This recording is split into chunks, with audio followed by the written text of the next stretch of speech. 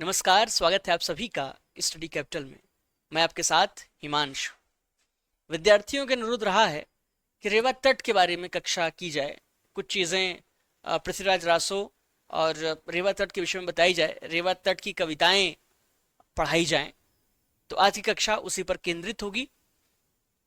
उससे पहले एक मुख्तसर सा मेरा परिचय, उसके बाद हम लोग कक्षा में अपने बढ़ते हैं, रेवा तट पर आते हैं। बिल्कुल शुरुआत से आपके साथ यहाँ जानकारी साझा की जाएगी और पहले हम कुछ फैक्ट्स देखेंगे जो कि परीक्षा में पूछा जाता है, फिर रेवा तट के छंद पर आएंगे। तो बगैर देर किए हुए हम लोग सीधे देखते हैं। आप सब जानते हैं कि पृथ्वीराज रासो चंद्रबरदाई की कृति है और कुल 69 समयों में है। समय क्या है? चैप्टर्स हैं। अब जानते हैं पुराने ग्रंथ जो हैं वो समय में, सर्ग में इस तरह से उनका चैप्टराइजेशन होता था। उससे पहले अगर हम संस्कृत ग्रंथों में देखेंगे तो वहां परिच्छेद, उच्छ्वास, तमाम तरह की तो ये शब्द इस्तेमाल किए जाते थे चैप्टर्स के लिए। पृथ्वीराज रासो में समय शब्द का इस्तेमाल किया गया है, यानी कुल 69 सर्ग हैं, 69 चैप्टर्स हैं। रामचरितमानस में आप जानते हैं 7 कांड हैं। तो ये कांड, समय, सर्ग, ये सब ले दे करके आप इसे आधुनिक भाषा में चैप्टर ही समझिए। संक्षिप्त पृथ्वीराज रासो, ध्यान देंगे कई प्रतियां मौजूद हैं पृथ्वीराज रासो की। चूंकि ये जो कृति है वो 12वीं शताब्दी की, 13वीं शताब्दी की कृति है और उस समय तो आप जानते हैं इस तरह का कोई प्रेस, कोई पब्लिशर नहीं हुआ करता था कि एक कृति आपने छाप दी है वही ओरिजिनल मानी जाएगी। तो लोगों के बीच में साहित्य सुरक्षित रहा, जनता के बीच में सुरक्षित रहा, इसलिए कई सारी प्रतियां हो गई हैं। मतलब काल और भूगोल के प्रभाव से बहुत सारी प्रतियां मौजूद हैं। तो ये भी बात जानने योग्य। नागरिक विचारणी सभा की एक अपनी प्रति है जो बड़ी महत्वपूर्ण है। तो कई प्रतियां मौजूद हैं। एक प्रति जो है संक्षिप्त पृथ्वीराज रासो, इसके संपादक हज़ार प्रसाद द्विवेदी और नामवर सिंह, उनके प्रिय शिष्य नामवर सिंह और हज़ार प्रसाद द्विवेदी। ये फैक्ट आप याद रखेंगे। ये क्यों हज़ार प्रसाद द्विवेदी ने अपना संक्षिप्त पृथ्वीराज रासो निकाला है उसके बारे में आगे जानकारी उपलब्ध है। तो इस कृति में 8 समय है। प्रतियोगी परीक्षाओं में आपसे पूछा जाता है कितने समय है, और 7 समय वहां जवाब सही होता है। पता नहीं क्यों वो लोग शायद आदि पर्व को नहीं शामिल करते हैं। अगर आदि पर्व को आप शामिल करेंगे, पृथ्वीराज रासो संक्षिप्त की मैं बात कर रहा हूं, तो 8 समय टोटल आएंगे। और जिसमें ध्यान दें, आदि पर्व, शशिव्रता विवाह, वान वेद समय, ये कुछ प्रमुख जो है समय है इस संक्षिप्त पृथ्वीराज रासो में।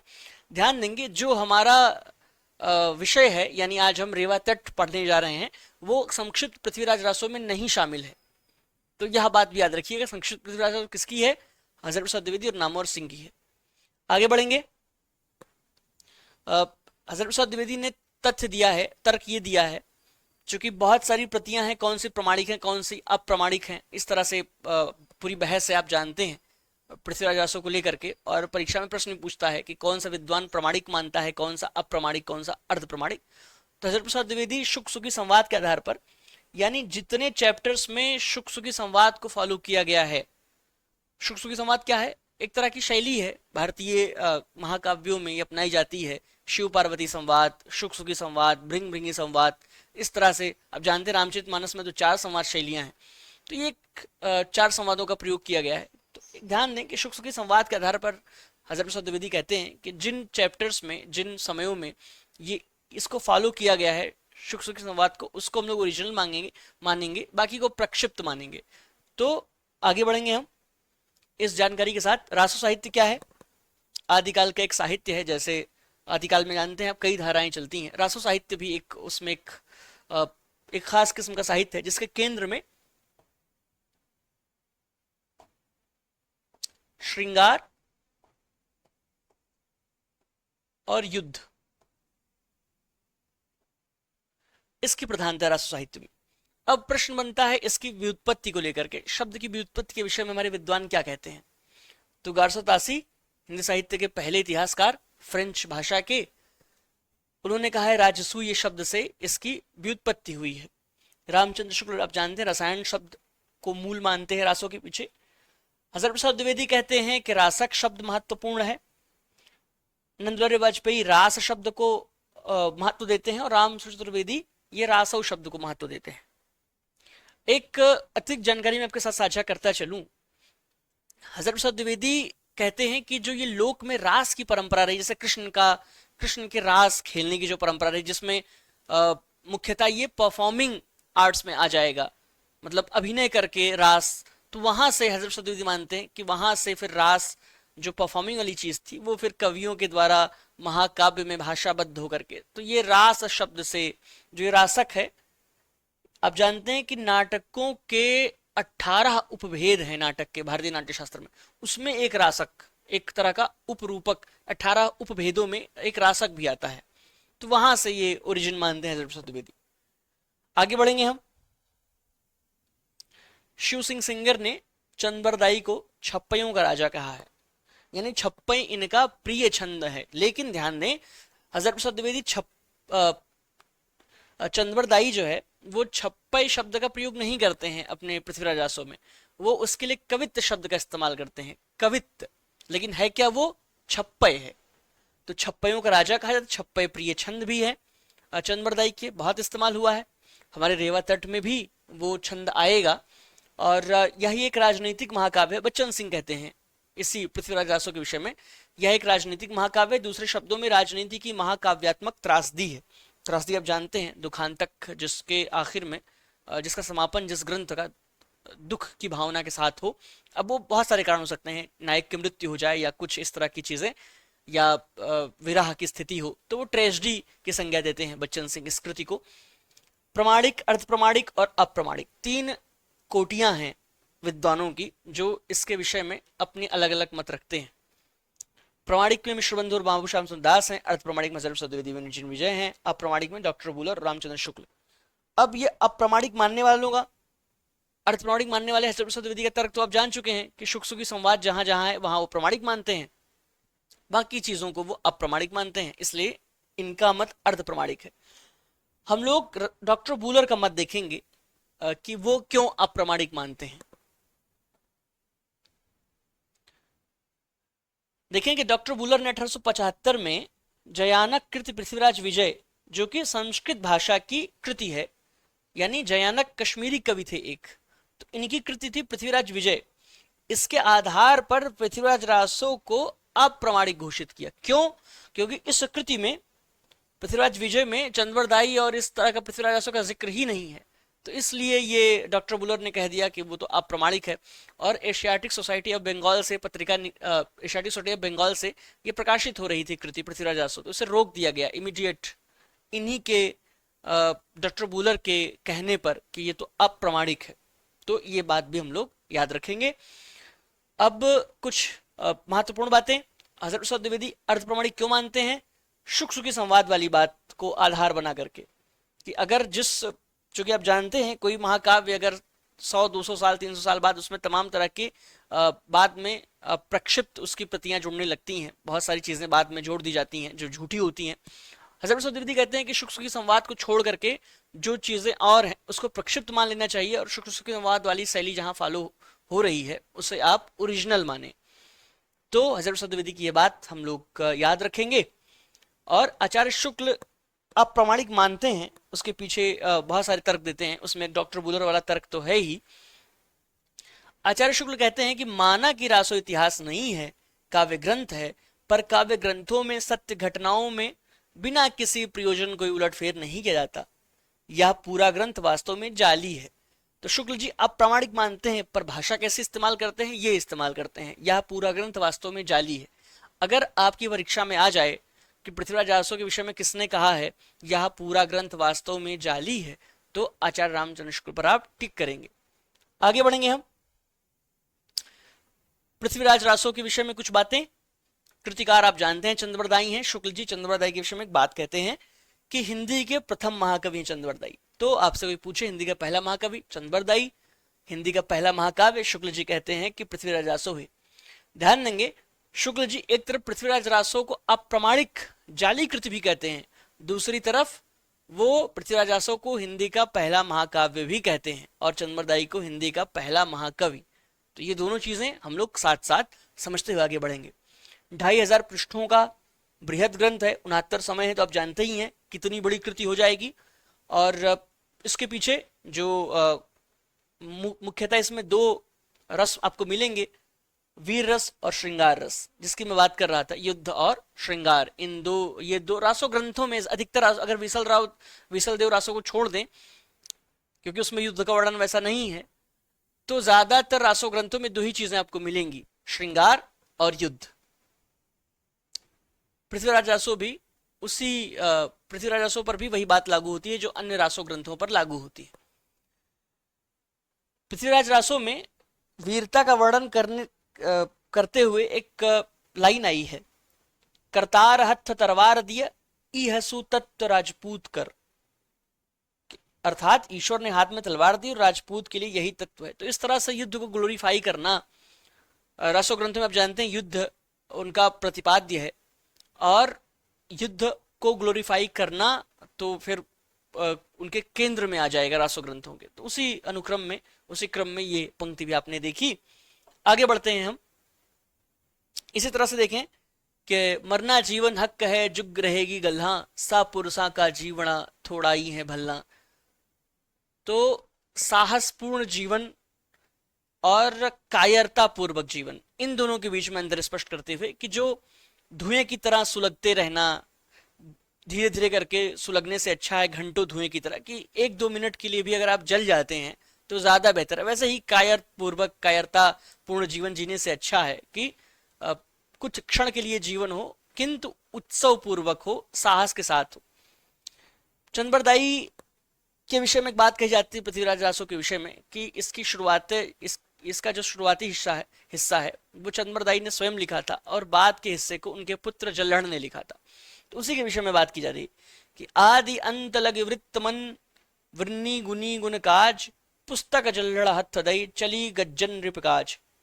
तो पुस्तक को जल्लड़ के हाथों में सौंप करके, ये जो पूरा वाकया है, आप जानते हैं कि गौरी से आखिर में युद्ध हुआ था और वहां पृथ्वीराज के साथ चंद्रबरदाई भी मौजूद थे। तो चंद्रबरदाई की ही विषय में बात की जा रही है कि जल्लड़ को पुस्तक सौंप दी थी।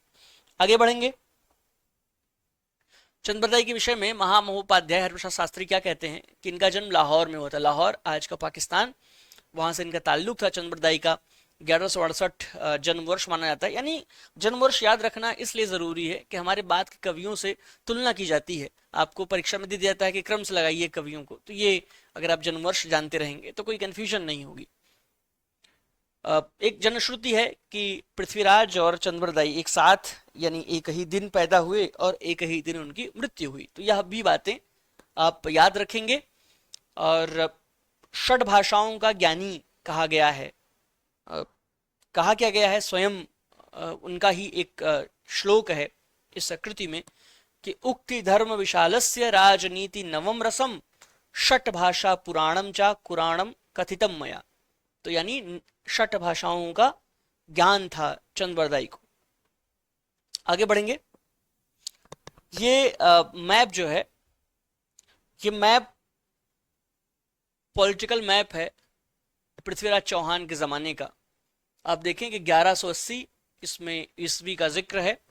और इसलिए मैप, क्योंकि ये जो पृथ्वीराज का हम लोग पृथ्वीराज रासो का रेवा तट पढ़ने जा रहे हैं, वहां पे कुछ जगहों का नाम आया है और युद्ध का वर्णन भी है। तो अगर आप मैप पर क्लियर रहेंगे, उस समय के इंडिया के मैप पर अगर आप क्लियर हैं कि कहाँ से पृथ्वीराज चल रहे हैं, कहाँ रेवा तट है, कहाँ देवगिरी है और कहाँ से जो गौरी की सेना है वह आक्रमण कर रही है, तो आप जो विजुअल्स होते हैं वो हमें ज़्यादा स्पष्ट याद रहते हैं और परीक्षा में हमारी ज़्यादा मदद करते हैं, बजाय कि हम सिर्फ शब्दों को सुन के रखे हैं और हमारे पास कोई उसके विजुअल्स नहीं है। ध्यान देंगे, ये है ढिल्ली, दिल्ली नहीं, ढिल्ली। इस कृति में भी, रेवा तट में भी दिल्ली शब्द नहीं आएगा, ढिल्ली शब्द आएगा। उन दिनों ढिल्ली कहने का रिवाज था और दिल्ली को, ढिल्ली। ये रहा देवगिरी, देवगिरी के यादव एक पूरा वंश ही है, अगर आप इतिहास में आपने पढ़ा होगा। तो देवगिरी को जीतने के बाद चावंड राय आता है। अगली लाइन है वहां मौजूद है, देखें ये कि देवगिरी जीते सुभट आयो चामंड राय। ठीक है, तो ध्यान दें, देवगिरी यहां है, यहां से जीत करके दिल्ली आता है चामंड राय। इधर देखें पूरा ये मुल्तान का इलाका, सिंध और ये लाहौर जहां से चंद्रवरदाई स्वयं थे। इधर से सेना आएगी गौरी की, ठीक है। इधर से चामन राय गए हैं अपने राजा पृथ्वीराज चौहान के पास। अब नर्मदा रेवा तट का जिक्र है कि रेवा तट है कहाँ, तो जानते हैं हम मध्य प्रदेश में एक जिला है रीवा, वो रेवा तट नहीं है, उसका रेवा से कोई संबंध नहीं।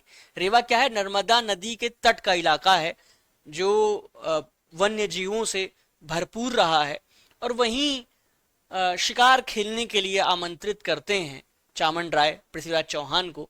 जो रेवा तट है वो क्या है, नर्मदा नदी के किनारे का इलाका है, ठीक है। और उसी पर हमारे इस समय का नाम केंद्रित है, रेवा तट।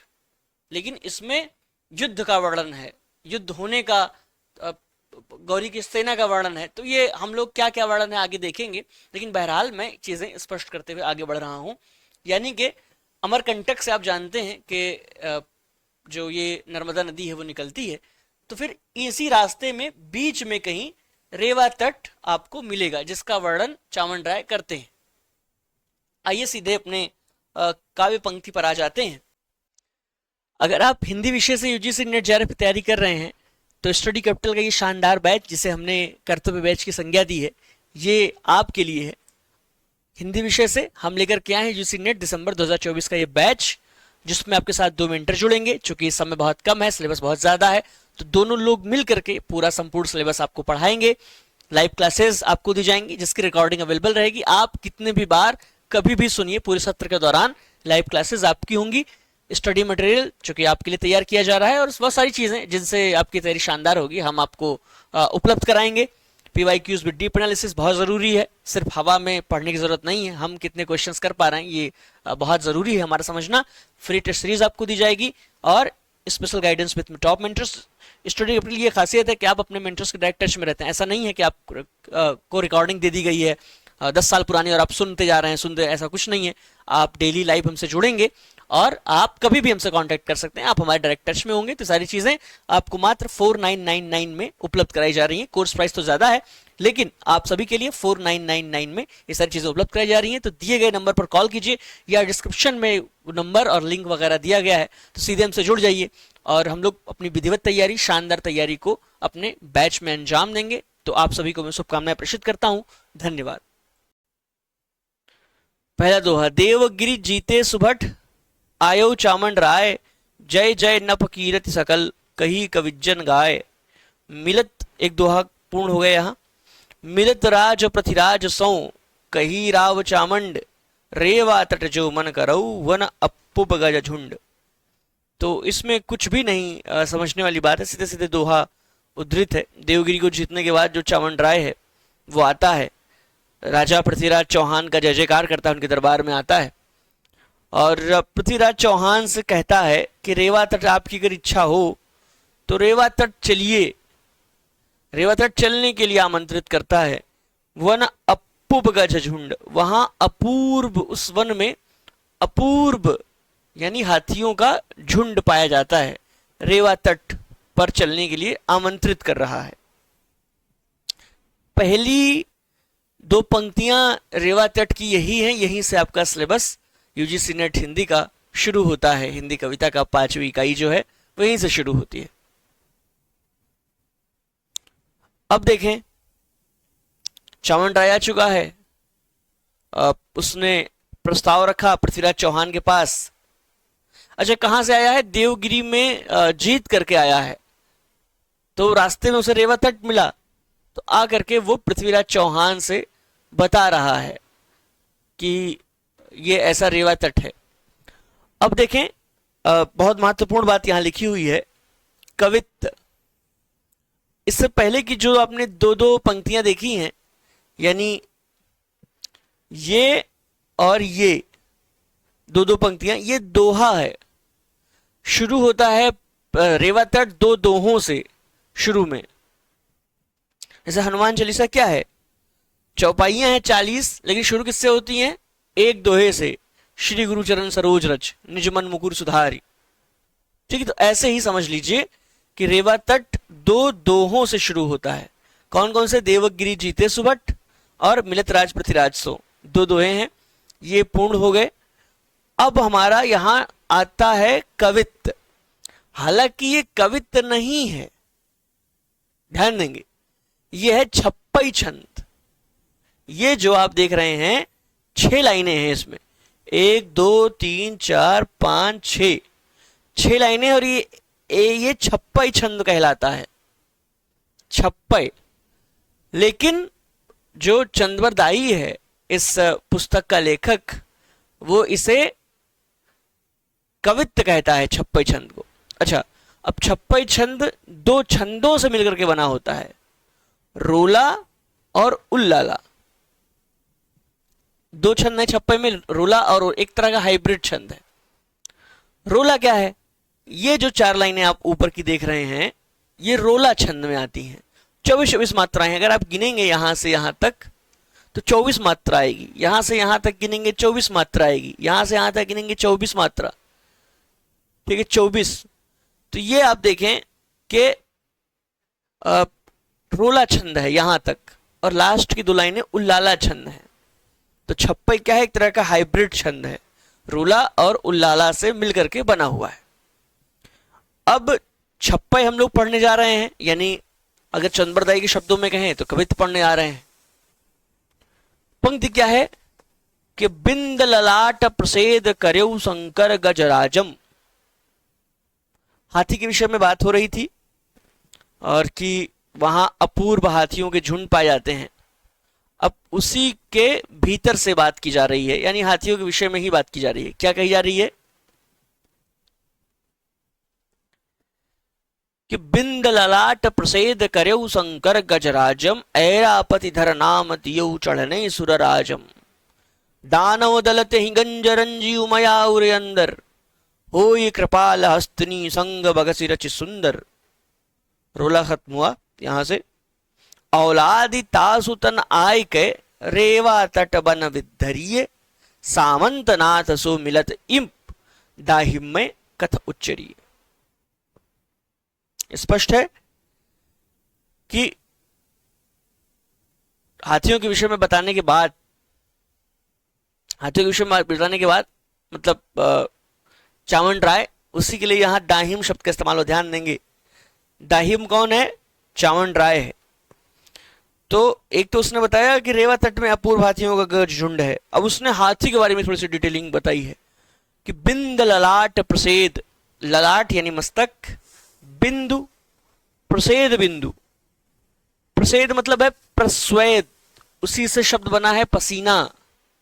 प्रस्वेद यानी ललाट पर पसीने की बूंद से कर्यौ शंकर गजराजम, शिव ने तिलक किया, उस हाथी का तिलक किया। किस हाथी का? आगे स्पष्ट है, ऐरापति धरी नाम, और उसका नाम ऐरापति रख दिया। दियो चढ़ने सुरराजम, सुरराज कौन है? इंद्र है। तो ऐरापति नाम रख करके इंद्र को वाहन के रूप में, सवारी के रूप में सौंप दिया। अब ये कथा शुरू हो रही है, ऐरापति नाम रखा। आप जानते हैं कि इंद्र की सवारी ऐरावत हाथी है। तो ये यहां से कथा जोड़ रहे हैं। कौन जोड़ कह रहा है? दानव दल ते ही गंजी रंजी उम। अब उस हाथी ने दानवों के दल को तहस नहस कर दिया, उमया और अंदर। अब दानवों के दल को जब तहस नहस कर दिया तो पार्वती जी उमा बहुत प्रसन्न हुई, और होई कृपाल हस्तिनी संग बगसरच सुंदर, और उसको एक सुंदर सी हस्तिनी दे दी, हाथी दे दी, हथिनी दे दी। हस्तिनी यानी हथिनी, वो हाथी था, तो उसको एक, यूं कहें हम आसान शब्दों में, तो एक पार्टनर दे दिया, एक सुंदर सी हथिनी दे दी उस हाथी को। अब क्या है कि औलादी तासुतन आय के, अब हाथी थी, उसको हथनी दे दी। उन्हीं की औलादों ने, यानी वंशजों ने, तसुतन आय के रेवा तट वन वित्तरिये, इस वन में, रेवा तट के, जहां शिकार खेलने के लिए कुछ देर पहले कह रहा था चावंड राय, तो बता रहा है कि उस रेवा तट में हाथी ऐसे फैल गए। उस हाथी से फिर हथनी, उसके पराक्रम के फलस्वरूप उसे हथनी मिली, और फिर फैल गए। सामंतनाथ सो मिलत इपि, सामंतनाथ से मिलते ही, सामंतनाथ कौन है? सामंतों के नाथ यानी पृथ्वीराज चौहान, बहुत सारे सामंत उनके अधीन थे। तो दाहिम यानी चामुंडराय कहता है, दाहिम कथ उच्चरिए, सामंतनाथ से मिलते ही यानी पृथ्वीराज चौहान से मिलते ही दाहिम यह बात बताता है। कौन सी बात? ये बिंद ललाट से लेकर के और वन अविद्यतरीय तक कि फैल गए कैसे। एक हाथी था, शंकर ने उसका जो है तिलक किया, और कैसे कैसे पूरी कहानी जो है वो बताता है। तो किसी को कोई कंफ्यूजन, कोई यहाँ, क्योंकि हम लोग बहुत महत्वपूर्ण हिस्सा पढ़ रहे हैं, ऐसे ऐसे पढ़ेंगे, नियमित पढ़ेंगे, तो मैं जान जाऊं कम से कम कि किसी को कोई दिक्कत आ रही है समझने में, या तो थोड़ा सा मैं बदलूंगा, अपना तरीका बदलूंगा समझाने का। कोई दिक्कत आ रही हो किसी को तो बताएं।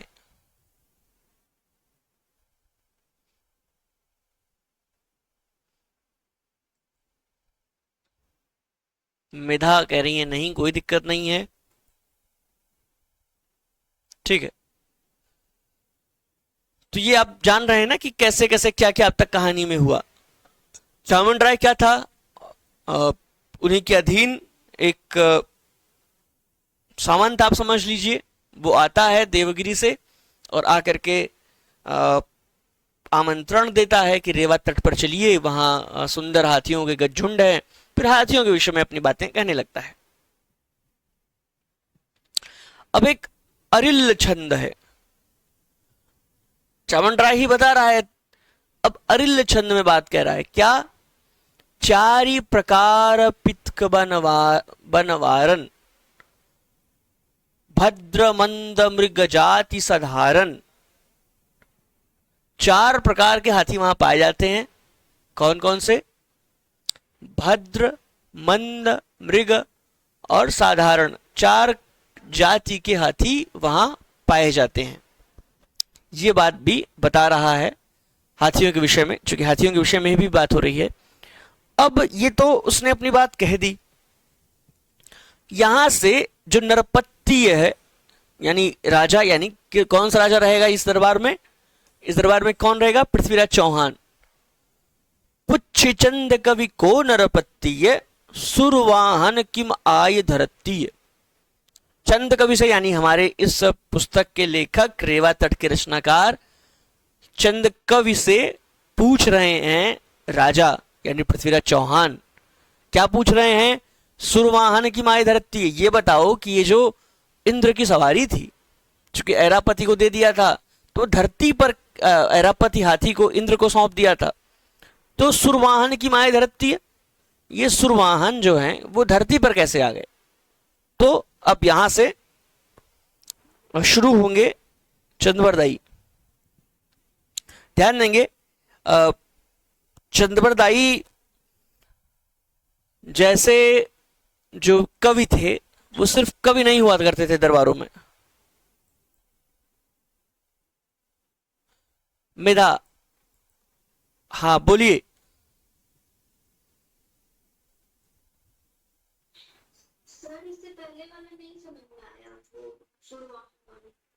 अच्छा अच्छा, ठीक। कम संख्या की ये भी एक खासियत है कि आप ना समझ में आए तो बहुत स्पष्ट। वो कह रहा है कि वहां चार प्रकार के हाथी पाए जाते हैं। कौन कौन से? भद्र, मंद, मृग, जाति, साधारण। ठीक है जी, जाति ना, यहाँ एक दो तीन चार, चार किस्म के हाथी पाए जाते हैं। परीक्षा में अगर पूछ ले कितने किस्म के हाथी पाए जाते थे रेवा तट में, या निम्न में से कौन किस्म के हाथी नहीं पाए जाते थे, मंद, भद्र, मंद, मृग, अंध, ऐसे कुछ लिख देगा। ठीक है, तो ये याद रखिएगा। यहां जो है ये इस दो लाइनों में अगर आपको ना समझ में आ रहा हो तो इन दो लाइनों में क्या है कि जो नरपति है यानी पृथ्वीराज चौहान है, अभी तक तो दाहिम अपनी बातें, चामुंडराय अपनी बातें कह रहा था, अभी तक चंद्रवरदाई उस दरबार में बैठे हैं। लेकिन चंद्रवरदाई आप जानते हैं कवि हैं, इस ग्रंथ के रचनाकार हैं, पृथ्वीराज के मंत्री आप समझ लीजिए, विद्वान व्यक्ति हैं उस दरबार के। तो अब ये जो पृथ्वीराज चौहान हैं वो चंद्रवरदाई से पूछने जाते हैं या पूछ रहे हैं कि ये जो, ये बताइए चंद्रवरदाई जी कि ये जो सुरवाहन है यानी जो ये हाथी हैं वो धरती पर कैसे आए? किम आय धरती, धरती पर कैसे आए, बस इतनी सी बात है। तो बताइए समझ में आई बात? पुच्छ चंद कवि को नरपत्ति है, सुरवाहन की आय धरती है। अब बहुत छोटी सी बात है ये। बताइए हाँ या ना में जवाब दीजिए, फिर हम लोग आगे बढ़े।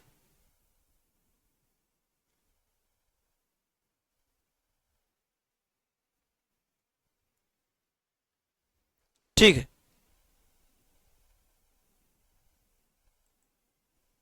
ओके, ठीक। अब एक बात याद रखिएगा, उस दरबार में ये जो हमारे कवि हुआ करते थे दरबारों में रहने वाले, वो साक्षात विकिपीडिया हुआ करते थे। ऐसे विकिपीडिया जो बहुत फास्ट और बहुत ब्रॉड आंसर देगी, लेकिन फैक्ट सही है कि नहीं इस पर कोई क्लियर मतलब कोई स्पष्टता नहीं है। जवाब तो देते थे और बहुत बड़ा जवाब देते थे। अब वो सही है कि गलत है ये आप समझिए, लेकिन जवाब तो भाई बहुत बड़ा देंगे और बहुत ऐसा देंगे कि आप शॉक रह जाएंगे और वो रॉक हो जाएंगे एकदम, ऐसा जवाब देंगे। अब चूंकि पूछ लिया है, चंद्रवरदाई बैठे हैं, चंद्रवरदाई को छेड़ दिया है, पूछ लिया चंद्रवरदाई से कि अब बताओ आप। चंद्रवरदाई वेट कर रहे थे इसी मोमेंट का, जिंदगी भर से लग रहा है वेट कर रहे थे। बताना शुरू करते हैं कि हाथी कैसे धरती पर आए। क्या बताते हैं?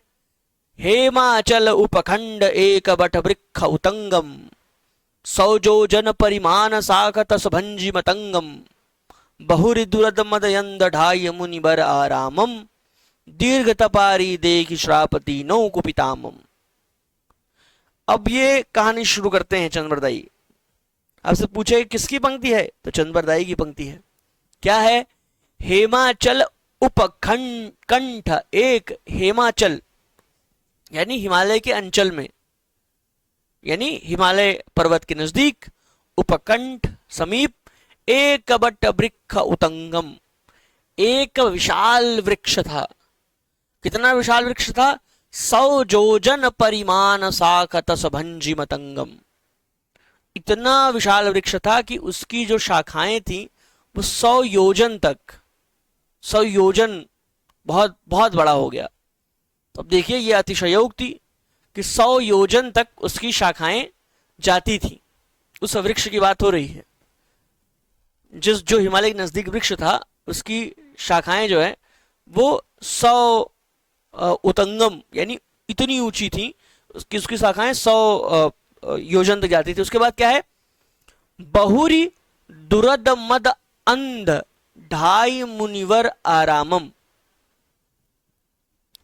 दुरद शब्द पर ध्यान देंगे। दुरद का अर्थ है द्विरद। आपसे पूछ ले दुरद का अर्थ क्या है? द्विरद।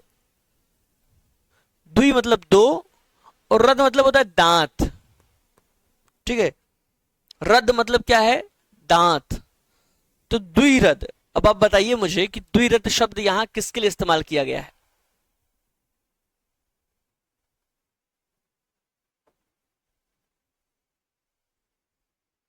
द्विरद जिसके दो दांत हो।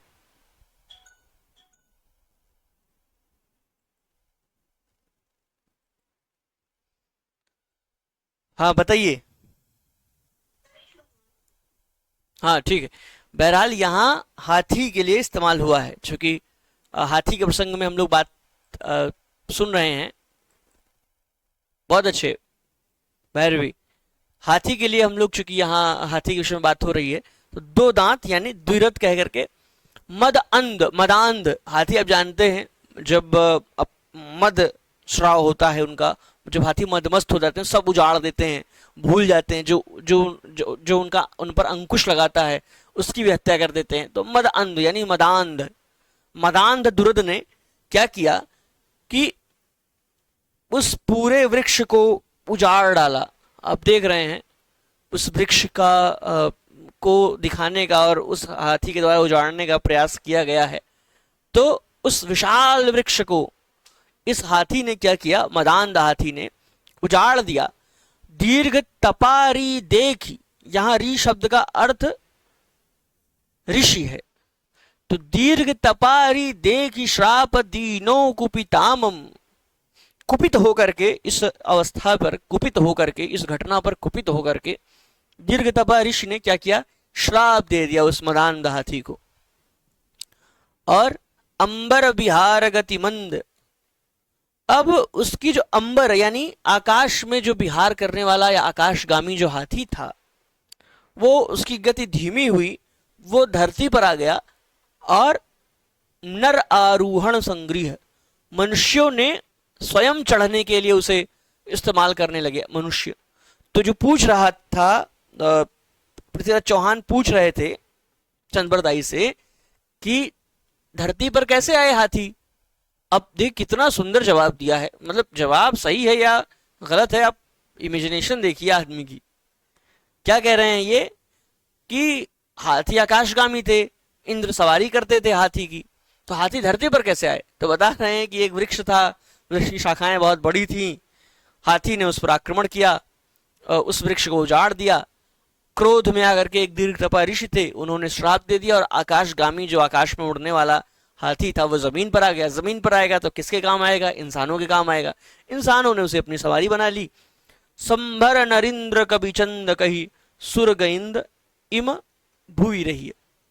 तो हे संभर नरिंद्र यानी हे पृथ्वीराज चौहान, चंद कवि कहते हैं कि हे संभर नरिंद्र, संभर नरेश यानी हे पृथ्वीराज चौहान, इस प्रकार से सुरगइंद यानी जो ये देव या ये देवताओं का जो हाथी था वो धरती भूवी, भूवी आप जानते हैं गांव की भाषा में भूई कहते हैं जमीन को, ठीक है। भुवन आप कहें धरती को, तो भूवी यानी इस जमीन पर हाथी रहने लगे। तो जवाब दिया और बहुत बड़ा जवाब दिया। अगला प्रश्न, अब एक तो ये जवाब दे दिया, अब अगली बात सुनिए। हाथी के विषय में ही बातें चल रही हैं। मैंने कहा ना कि एक बार क्लिक करना है चंद्रबरदाई को, उसके बाद चंद्रबरदाई आपको बताएंगे कि वो कौन है। सुनते रहिए आप। हाथी के विषय में आपने क्लिक कर दिया, बाय मिस्टेक भी कर दिया हो, तब भी अब आप सुनिए कि हाथी कैसे आए धरती पर। हाथी की पूरी कहानी है, बताएंगे आपको। अंग देश पूरब दिवन पंड गहब्बर, उज्जल जलदल कमल विपुल लोहिताक्ष सरब्बर, श्रापित गज को जूथ करत क्रीड़ा निशिवासर, पाल काव्य लघुबेश रहत एक तहा रुशेखर रुखेसर, रहत एक तहा रुखेसर। ये पाल काव्य लघुबेश रहत एक तहा रुखेसर, तिन प्रीत बंधी अति परस पर, रोम पाद नृप संभरिय, आखेट जाई फंदन पकरी, दुरद आनी चंपापुरी। एक कथा तो आपने वृक्ष उजाड़ने वाली, दीर्घ तपा से श्राप लेने वाली और हाथी को मनुष्य की सवारी बनने वाली पूरी कथा आपने देख ली है। अभी अगली कथा आपको बताई जा रही है। अंगदेश पूरब यानी अंगदेश, पूर्व दिशा में अंगदेश के पास अति सघन मध्य वन पंड गहब्बर, बहुत गंभीर, अब यूं समझ लें कि बहुत वन के मध्य में क्या है, लोहिताक्ष सरब्बर, लोहिताक्ष नाम का एक सरोवर था। उज्जल जलदल कमल, ठीक है, कमलों के दल, उज्जल जल विपुल मात्रा में पाए जाते थे। बहुत बड़ा सरोवर था, यानी एक सरोवर की बात कर रहे हैं ये और एक वन की बात कर रहे हैं। पूर्व की दिशा में अंग देश में ये सारी बातें उसके संदर्भ में हो रही हैं। और श्रापित गज को जूथ यानी अब श्रापित गज हो गए थे, दीर्घतपा ने श्राप दे दिया था, मनुष्यों ने उसे अपनी सवारी बना ली और वो कहाँ रहने लगे, ये अंगदेश पूरब मध्य वनपंड गहब्बर, जहां पर लोहिताक्ष नाम का सरोवर है और उस सरोवर की विशेषता बताई जा रही है। ये कविता की खासियत होती है, खासतौर पर भारतीय कविताओं की, पुरानी जो प्राचीन भारतीय कविताएं हैं, कि किसी का जिक्र हम कर दे रहे हैं तो उसकी एक दो प्रशंसा कर देते हैं।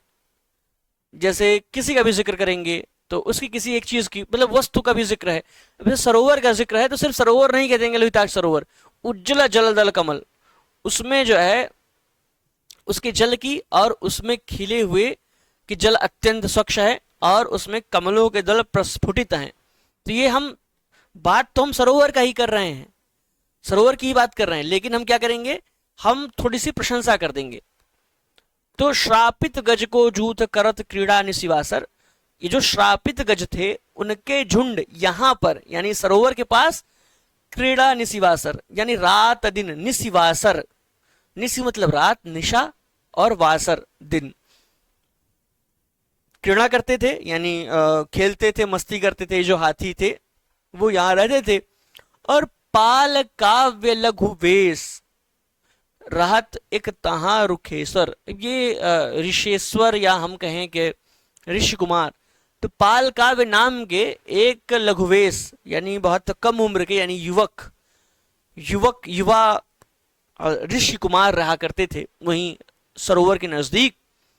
तीन प्रीति बंधी अति परस्पर, उनसे यानी इन पाल काव्य जो ऋषि कुमार थे, इनसे और हाथियों के बीच में, ये जो हाथी रहते थे, बड़ी मैत्री थी, बड़ा प्रेम भाव था। आप जानते हैं कि आप पशुओं से प्रेम करने लगी, पशु आपसे भी बहुत प्रेम करते हैं, और कहा जाता है कि इंसानों से ज्यादा प्रेम पशु करते हैं। तो पाल काव्य लघुवेश राहत एक तहा रुखेसर, तीन प्रीति बंधित रोम पाद नृप संभरी, ये एक अलग सी बात आ गई कि एक राजा हैं रोमपाद, रोमपाद नृप संभरी, तो एक राजा है रोमपाद, वो वहां शिकार करने के लिए आए। आखेड़ जाई फंदन पकड़ी, इन हाथियों को पकड़ लिया। ये पूरी कथा अलग है कि कैसे कैसे हाथी रहते थे, कैसे वहां एक पाल काव्य नाम के ऋषि कुमार थे, उनके बीच में हाथियों के बीच में बहुत प्रेम था। अब बता रहे हैं कि वहां एक राजा आए रोमपाद, उन्होंने चूंकि शिकार करते थे राजा, उन्होंने हाथियों को पकड़ लिया और दुरद आनी, दुरद यानी इन्हीं हाथियों की बात हो रही है, दुरद दो रदों वाले जानवर यानी हाथी, उनको पकड़ ले गए। कहाँ? चंपापुरी यानी अपनी राजधानी चंपापुरी में लेकर के चले गए। रोमपाद आकर के आए और इन हाथियों को अपनी राजधानी चंपापुर में लेकर के चले गए। अब हम लोग यहां से आगे की कथा देखेंगे।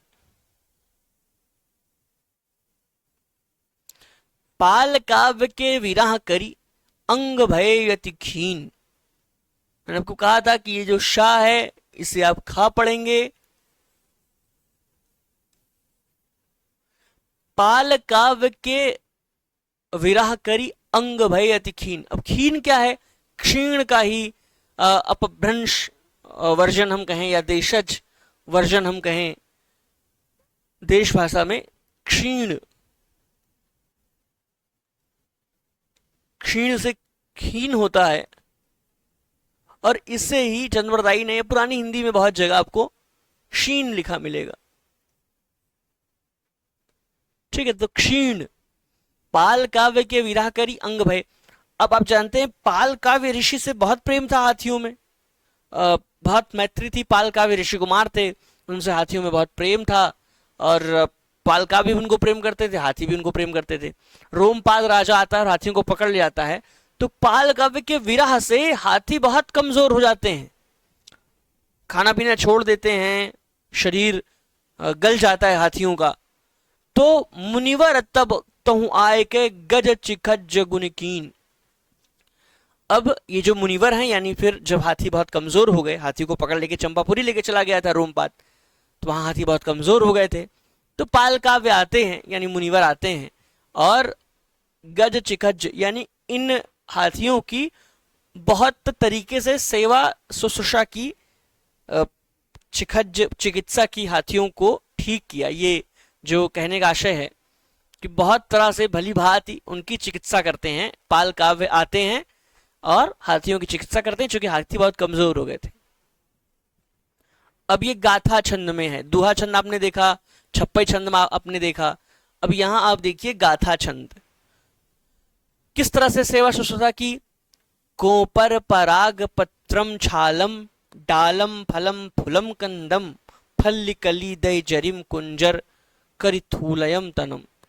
तो कोपर खिलाया, कोपलें, पराग खिलाई, पत्र खिलाए, छाल खिलाए, डाल खिलाए, फल खिलाए, फूल खिलाए, कंद खिलाए, फल्लि कली दय जरिम कुंजरम, हाथियों को करी थूलयम तनम।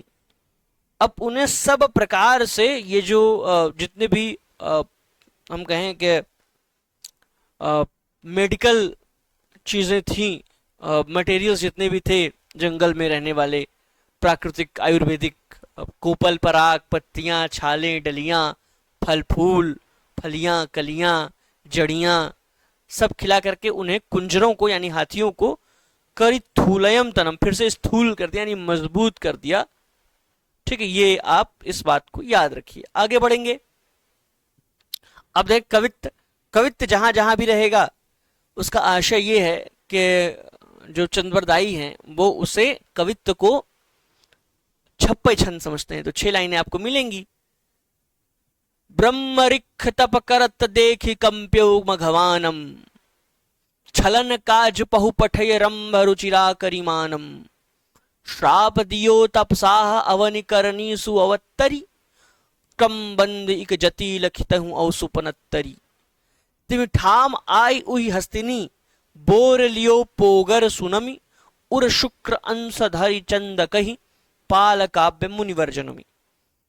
अब आपने देखा कि पाल काव्य जो मुनि थे जिनसे हाथियों में बड़ी प्रीति थी, बड़ी मैत्री थी, हाथी कमजोर होते हैं तो पाल काव्य मुनि उनको उनकी चिकित्सा करने जाते हैं। तो प्रश्न उठता है कि हाथी के साथ उनका रिलेशन क्या है पाल काव्य का, क्यों हाथी इनको बहुत प्यार करते हैं और पाल काव्य हाथियों को प्यार करते हैं, क्यों उनके लिए इतना परेशान थे। इसका जवाब इस पंक्ति में दिया गया है। एक ब्रह्मऋषि तप करत, एक ब्रह्मर्षि थे, कोई ब्रह्मर्षि नाम नहीं बताया गया है, एक ब्रह्मर्षि थे जो तप कर रहे थे।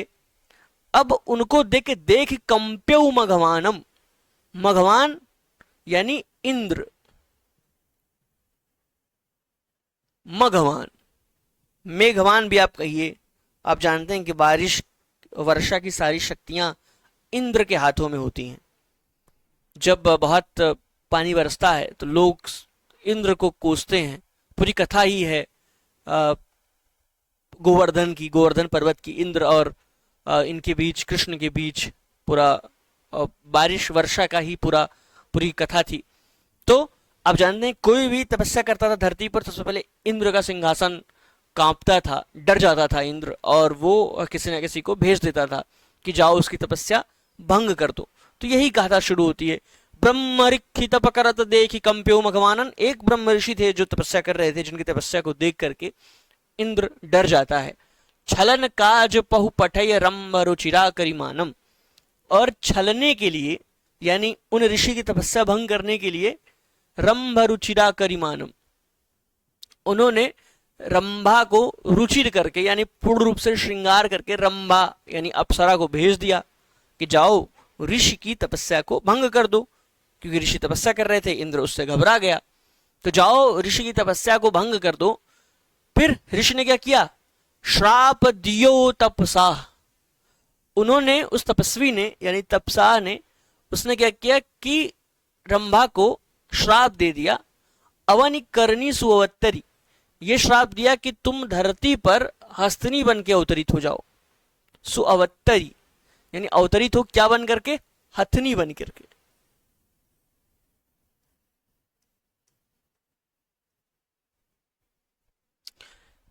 ये जो हमारे ऋषि थे ब्रह्मर्षि, उनका नाम नहीं दिया गया है, उनको रंभा आती है डिस्ट्रैक्ट करने के लिए, उनके अपने जो कुछ लक्ष्य रहा होगा।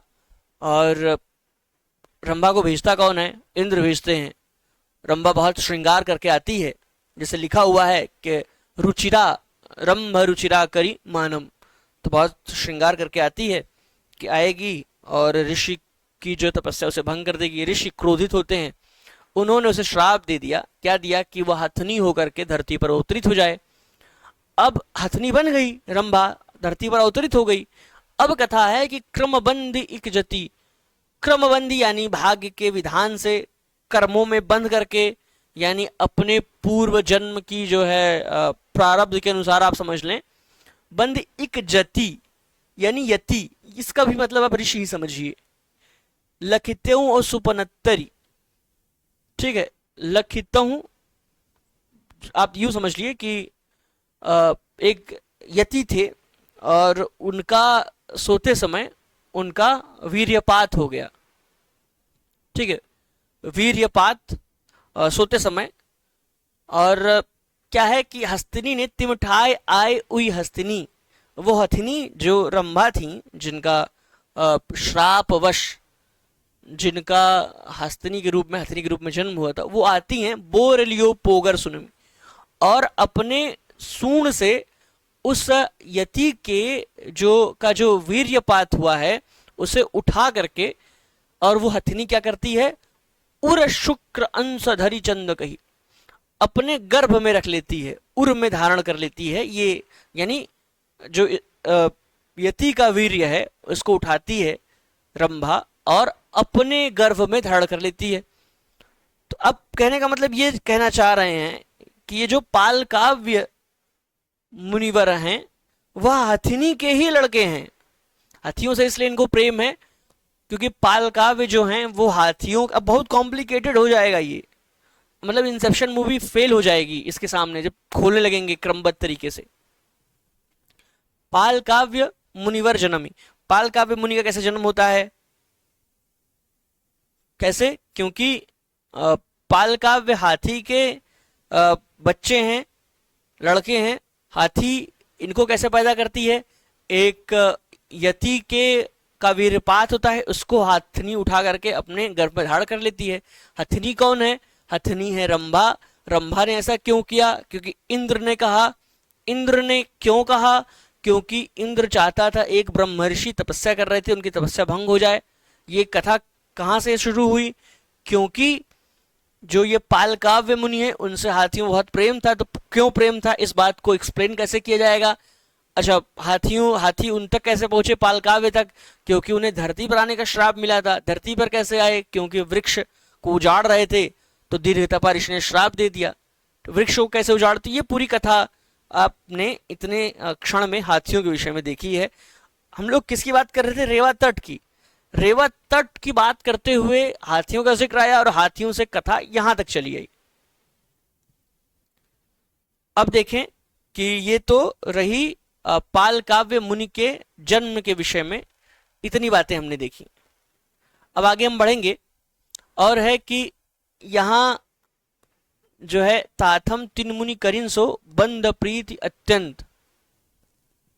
अब यहां स्पष्ट नहीं है कि किसके विषय में बात कहेगी। ताथम तीन मुनि करिन सो बंद प्रीत अत्यंत, चंद कहो नृपित सम सकल मंडी। ये सारी जो कथा है मुनि की और उनकी प्रीति की, वो चंद कवि ने, चंद कहो नृपित सम, नरपति से चंद ने सकल मंडी विरतंत, सब कुछ ऐसा विस्तार से मंडन करते हुए, यानी बहुत विस्तार से ये जो पूरी कथा है, यानी ये जो आपने देखा, इसी के बारे में बात की जा रही है कि चंद कवि ने राजा को सारी कथा पूरी विस्तार से बताई। तो इसके बाद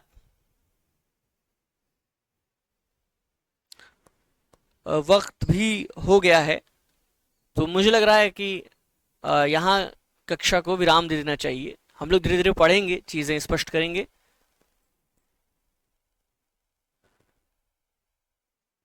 आपके पास, आप लोगों के पास समय है क्या अभी?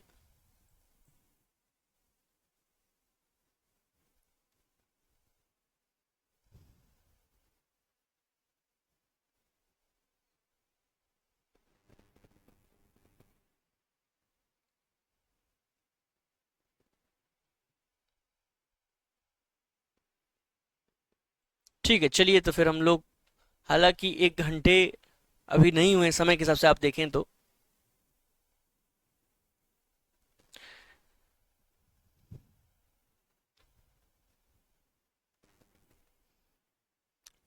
चामन राय कहता है, चामन राय उवाच, क्या कहता है, सुनहि राज पृथ्वीराज विपन रवनीय करिय जुत, रेवा तट सुंदर समूह, रेवा तट सुंदर समूह वीर गजदंत चवन रथ, आखेटक आचम्म पंथ पावर रुक खिल्लौ, सिंहवट्ट दिली समूह राज खिल्लत दुई चल्लौ, जलजूह कूह कस्तूरी मृग पह पंखी अरु पर्वता, चौहान मान देखे नृपति कही न बनत दक्षिण सुरा।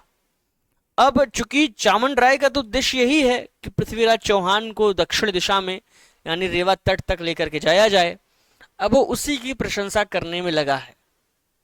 क्या कह रहा है वो कि कहीं न बनत दक्षिण सुरा, दक्षिण दिशा की प्रशंसा वर्णनातीत है।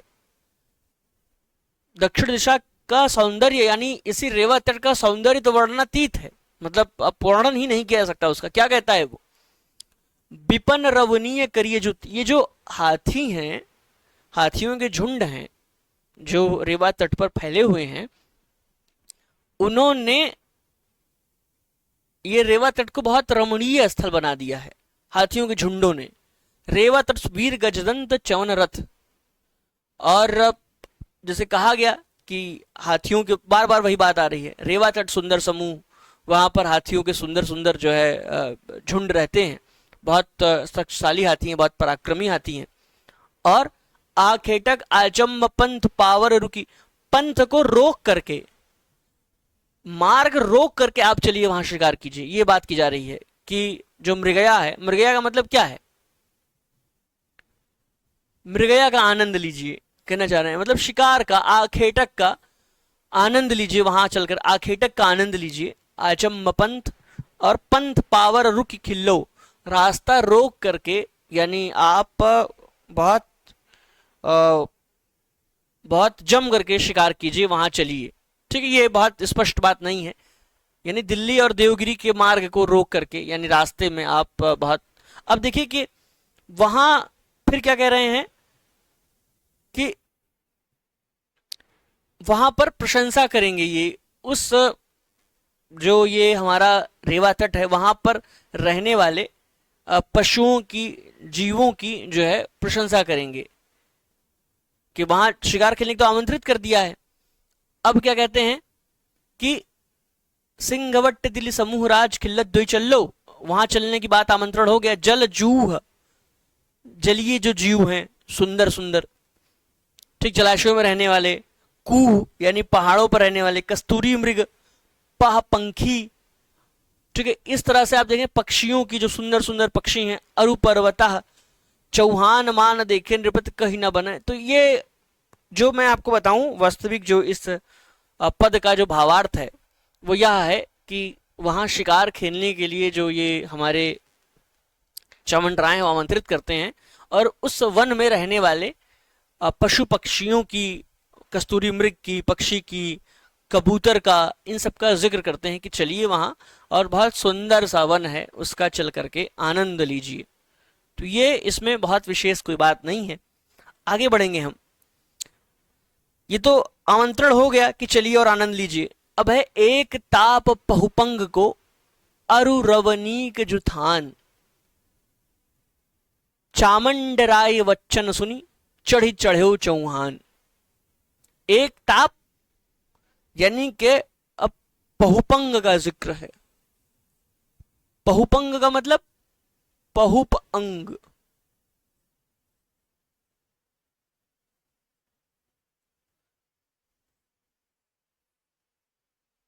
ये जो पहुपंग है ये जयचंद के लिए इस्तेमाल हुआ है।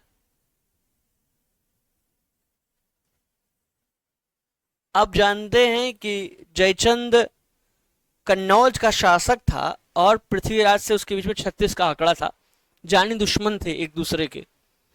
तो अब देखिए पृथ्वीराज चौहान के जो लक्ष्य है आनंद शिकार खेलने का, उसमें सिर्फ ये नहीं है कि मैं एंजॉय करूंगा, जो मेरा दुश्मन है उसको बुरा लगेगा, इसलिए भी जाना चाहते हैं वो। एक ताप पहुपंग को यानी जयचंद को बुरा लगेगा, कन्नौज के शासक को बुरा लगेगा मेरा जाना। और दूसरी चीज कि वो स्थान तो खुद में खूबसूरत है ही। तो दो लक्ष्य हो गए इनके। मतलब ये बहुत अच्छी चीज है। आप कुछ भी, ये बड़ा इंटरेस्टिंग सी बात है, आप कुछ भी करिए जिंदगी में अच्छा, तो ये मत सोचिए कि मैं अच्छा कर रहा हूं। दो चीजें याद रखिए, एक आपके दुश्मनों को बुरा लगेगा, एक ये मजा मिलने वाला है, और एक ये कि आप कहीं सक्सेस हो रहे हैं। ये यही तो बता रहे हैं चंद कि पृथ्वीराज चौहान दो मोटिव से रेवा तट जाना चाहते हैं। कौन? एक उनके दुश्मन को बुरा लगेगा, एक वो खुद एंजॉय करेंगे। आप कुछ भी फिल्म देखने जाइए तो ये कि एक तो मेरे फिल्म में बड़ा मजा आएगा, दूसरा मेरे जो है जलने वालों को बुरा लगेगा। तो दो मोटिव्स के साथ आज से जिंदगी में हर चीज दो मोटिव से करिए, एक मुझे मजा आएगा, एक मेरे जो है दुश्मनों को बुरा लगेगा। ये यही बताना चाह रहे हैं। तो एक ताप पहुपंग को अरुरवनी की जो थान चामंड राय वचन सुनी, चामंड राय के वचनों को सुन करके चढ़े चढ़े चौहान, यानी चल दिए हैं। पृथ्वीराज चौहान ने कूच कर दिया। कूच कर रहे हैं तो क्या स्थिति, क्या सीन बन रहा है? चूंकि राजा है, महाराजा है, वो किस दिशा में जाएगा अपनी पूरी बटालियन लेकर के, तो कुछ स्थिति क्या बनेगी? चढ़त राज पृथ्वीराज वीर अग्नेय दिशा कसी,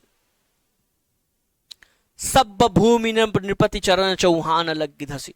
अब ये वर्णन है, आप यूं समझ लें, एक राजा के दिल्ली से जो चल रहा है रेवा तट की ओर बढ़ेगा, तो उसका वर्णन है कि अग्नेय दिशा कसी, यानी अग्नेय दिशा यानी दक्षिण दिशा की बात हो रही है। सब भूमि नृपति चरण चौहान, सब लोग जो सारे देश के जो राजा महाराजा हैं वो चरण स्पर्श करने आए हैं। पृथ्वीराज जा रहे हैं, पृथ्वीराज चौहान। इतने बड़े राजा रहेंगे भी नहीं तो कवि जो उनके दरबार में रहता है वो तो कहेगा ही कि बहुत बड़े राजा हैं। तो आकर के सब लोग उनके चरणों में लग रहे हैं। और मिलो भान बिस्तरी मिलो खट्टल गड्ढी नृपी। तो अब ये सारे राजाओं का जिक्र है कि कौन कौन से राजा आकर के पृथ्वीराज चौहान से मिलते। तो राजा भान पूरी अपनी बिस्तरी, पूरी अपनी सेना और पूरे दल बल के साथ, मिलो भान बिस्तरी पूरे अपने दल बल के साथ आकर के मिलता है। और फिर क्या है? मिले खट्टल गड्ढी नृप। तो खट्टा जो राजा खट्टू है, दलगढ़ का राजा, वो आकर के और मिलता है। यानी सब छोटे छोटे सामंत जो उनके अंडर में हैं, अब राजा कहीं जा रहा है और किसी जगह पर कूच कर रहा है, तो सारे छोटे मोटे राजा आकर के उनसे मिलेंगे। तो भान राजा मिलता है, खट्टू राजा मिलता है, मिलो नंदीपुर राज, जो नंदीपुर का राजा है, राव है, वो आकर के मिलता है। और मिलो रेवा नरिंदप, और रेवा जहां वो जा रहे हैं वहां के राजा खुद आकर के इनको रिसीव कर रहे हैं। रेवा नरेंद्र, रेवा नरिंद अप, रेवा के राजा स्वयं आकर आ गए हैं और पृथ्वीराज चौहान को लेने। वन जूथ मृग सिंह अरुगज, वन में जो है हाथी, मृग, सिंह, इनके जो झुंड है वहां हैं। और नृप आखेटक खिल्लई, जिनका महाराजा शिकार खेलेंगे। ये तो इतनी बात हो गई। अब देखिए सीन कैसे बदलता है। ये सीन जो है कुछ कुछ उस प्रसंग की तरह याद आता है जैसे हमारे जो पुराने कवि हैं, बहुत इंटरेस्टिंग बात मैं बताने जा रहा हूं आपको, हमारे जो पुराने कवि हैं सीन बहुत खूबसूरत चेंज करते थे। मतलब आपको शॉक कर देंगे, कब कुछ होने जा रहा है, कब कुछ हो जाएगा। ऐसे राम कथा में ही आप देखिए, रामचरितमानस में ही, कि कहानी चल रही है, सब कुछ बहुत सामान्य चल रहा है। अगले दिन राम का राज तिलक होने वाला है, राज्याभिषेक होने वाला है, सीता जैसी पत्नी है, और पूरा सब कुछ बहुत बहुत शानदार जश्न का माहौल है। अचानक से कैकेयी जो है वो अपना वरदान मांग लेती हैं और राम को 14 वर्ष वनवासी का। तो ये अब देखिए कि चीजें कैसे चल रही होती हैं। अचानक से राम वन को चले जाते हैं, मतलब सब कुछ कहानी में अच्छा चल रहा है और राम अचानक से वन को चले जाते हैं। तो ये आप पूरी कथा देखेंगे तो कहीं लगेगा नहीं कि ये राम ऐसा कुछ होने वाला है, जश्न का माहौल है। अब देखिए यहाँ एक मैं तुलना कर रहा हूँ, छोटी सी तुलना, कि सब कुछ तैयारी हो गई है, लावो लश्कर तैयार है, रेवा तट की तरफ जा रहे हैं पृथ्वीराज चौहान। अभी तक इसमें कुछ और जिक्र नहीं आया है। आप देखिए कि सिर्फ यही जिक्र है कि रेवा तट में जंगल में ऐसे हाथी हैं, वैसे सिंह हैं, ये राजा करके मिला, वो राजा मिला, हाथी कैसे आए। लाहौर थान सुल्तान तप बर कागज लिख मिल लिए। क्या होता है कि लाहौर से, यानी लाहौर में जो शासक चंद पुंडीर शासक था, उसका पत्र आता है, बर कागज लिख मिल लिए, उसकी चिट्ठी आ गई। यानी पृथ्वीराज चौहान जा रहे हैं रेवा तट, लेकिन तब तक लाहौर के जो शासक है पुंडीर, उसमें जिक्र नहीं है लाहौर के शासक का, लेकिन पुंडीर नाम है, पुंडीर का पत्र आ जाता है पृथ्वीराज चौहान के पास। और यहां से पूरी कथा ऐसे बदल जाएगी, ऐसे वक्त बदल जाएगा लास्ट में, बिल्कुल आखिर में कहाँ जा रहे थे ये और कहाँ चले जाएंगे। तो ये रहा 13वां छंद। और अब चूंकि पत्र मिल गया है, पत्र में क्या वर्णित है कि खां तातार मारूफ खां, यानी खान मारूफ खान लिए पान कर साही, साही यानी मोहम्मद गौरी।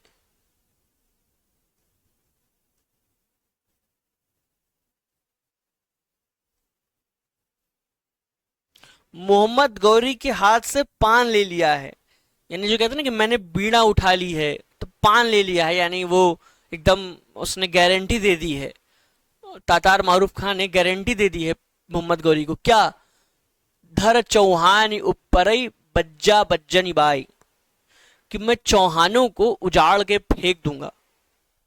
यानी जो है एक तरह से आप यूं समझ लें, उसने पान ले लिया है, यानी प्रतिबद्ध कर दिया है, मतलब गारंटी ले ली है और प्रॉमिस कर लिया है, शपथ ले ली है कि मैं जो है क्या करूंगा, चौहानों को उखाड़ फेंकूंगा, बज्जा बज्जनी, बाजा बजा करके, मतलब एकदम उद्घोष के साथ ये कसम खा ली है कि मैं चौहानों को उजाड़ के फेंक दूंगा।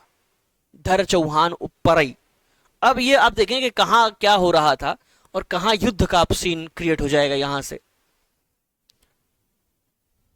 साटक छंद है कि श्रोतम भूपय गोरियंबर भरम बज्जाई सज्जाई ने, सासेना चतुरंग बंधि उललम तत्तार मारूफयम, तुझी सार सा उपरावस रसी पल्लानयम खानयम, एकम जीव सहाब साहिनयम वीयम स्तयम सेनयम। अब ये जो है पूरा यहाँ से मोहम्मद गौरी और उसकी सेना कैसे तैयार हो रही है, कैसे तत्तार जो मारूफ खां है वो उसने कैसे अपनी चतुरंगनी सेना जो है सजा ली है। और ये सारे लेटर्स में लेटर्स कह रहा हूँ मैं, उस पत्र में एक पत्र है जो आया है, वर कागद मिल्ली है, उसमें सारी चीज़ें दर्ज हैं। तो चलिए अब आज 1 घंटे यहीं हम लोग इसे विराम देंगे। अब अगली कक्षा में हम लोग इस पर दोबारा से बात करेंगे। अब चलिए हम लोग यहीं कक्षा को विराम देते हैं। 1 घंटे ज़्यादा नहीं पढ़नी चाहिए चीज़ें, हम लोग दोबारा से पढ़ेंगे तो ताज़ा पढ़ेंगे और ऊर्जा के साथ पढ़ेंगे। तो हम लोग आज की कक्षा को यहीं विराम देते हैं। धन्यवाद। अगर आप हिंदी विषय से यूजीसी नेट जेआरएफ की तैयारी कर रहे हैं तो स्टडी कैपिटल का ये शानदार बैच, जिसे हमने कर्तव्य बैच की संज्ञा दी है, ये आपके लिए है।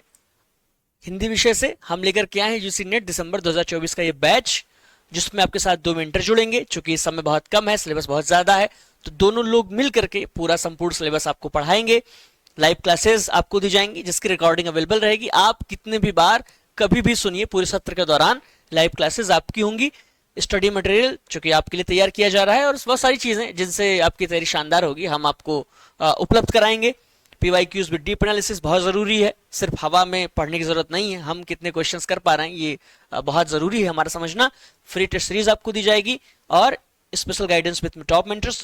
स्टडी कैपिटल ये खासियत है कि आप अपने मेंटर्स के डायरेक्ट टच में रहते हैं। ऐसा नहीं है कि आप को रिकॉर्डिंग दे दी गई है 10 साल पुरानी और आप सुनते जा रहे हैं, सुनते, ऐसा कुछ नहीं है। आप डेली लाइव हमसे जुड़ेंगे और आप कभी भी हमसे कांटेक्ट कर सकते हैं, आप हमारे डायरेक्ट टच में होंगे। तो सारी चीज़ें आपको मात्र 4999 में उपलब्ध कराई जा रही हैं। कोर्स प्राइस तो ज़्यादा है लेकिन आप सभी के लिए 4999 में ये सारी चीज़ें उपलब्ध कराई जा रही हैं। तो दिए गए नंबर पर कॉल कीजिए या डिस्क्रिप्शन में नंबर और लिंक वगैरह दिया गया है, तो सीधे हमसे जुड़ जाइए और हम लोग अपनी विधिवत तैयारी, शानदार तैयारी को अपने बैच में अंजाम देंगे। तो आप सभी को मैं शुभकामनाएं प्रेषित करता हूँ। धन्यवाद।